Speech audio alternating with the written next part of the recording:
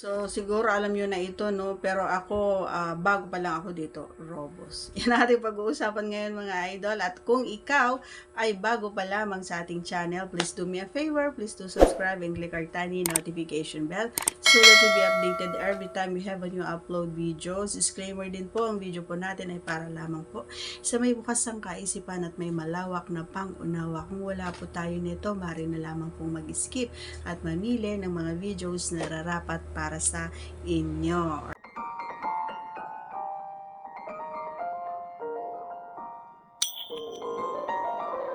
Alright.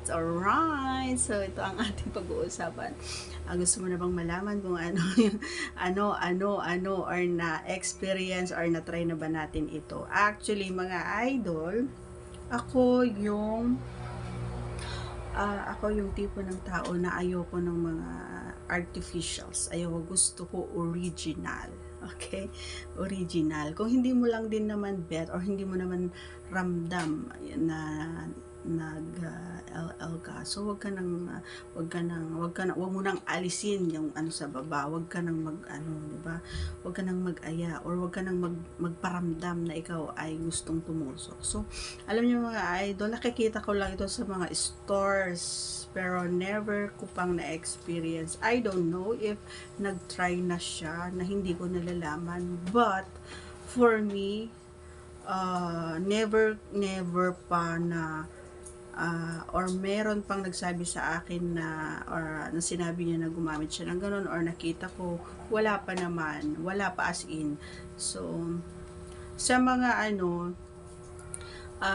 nakikita ko, minsan nagtatanong, ay ito pala yun. So hindi ko talaga alam, minsan nagbabasa ako, ay ito pala yun, ganyan. So kasi iba-ibang klase sila, no? Iba-iba, may black, may blue ba yun? Hindi ko alam kung ano yun. Hindi ko pa nga alam kung ano itsura nun. Box lang nakikita ko, ganun. And di lalong-lalo na kung ano yung feelings kapag gumamit ako nun or siya, diba? So sa ngayon, na minsan, na nag-joke ako sa kanya na, bili tayo, try natin, ganyan. So, ako naman, kahit hindi naman ako gagamit nun kasi talagang mael naman talaga ako. Siya kasi minsan talagang, umabot pa ng 3 months na wala kaming bembang. So yun, kaya minsan every time na ako yung nag-aaya, ako yung gigil talaga, mga idol. Kaya naman tayo.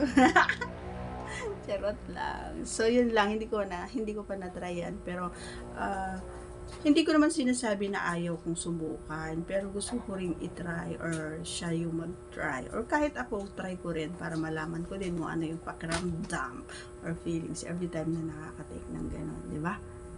Kasi ito yan mga idol, yung supot or yung CONDOM, hindi ko pa alam mo yon, yung hindi ko siya feel. May ginamitan na ako noon dati pero hindi ko siya feel. Ayoko, inalis ko talaga habang hindi pa siguro siya ready noon. So habang nagtatrabaho siya, inalis ko talaga, and then inalis ko yung supot na yon. So mula noon sinabihan ko siya na huwag niya akong magamitan ng ganun kasi ayaw ko.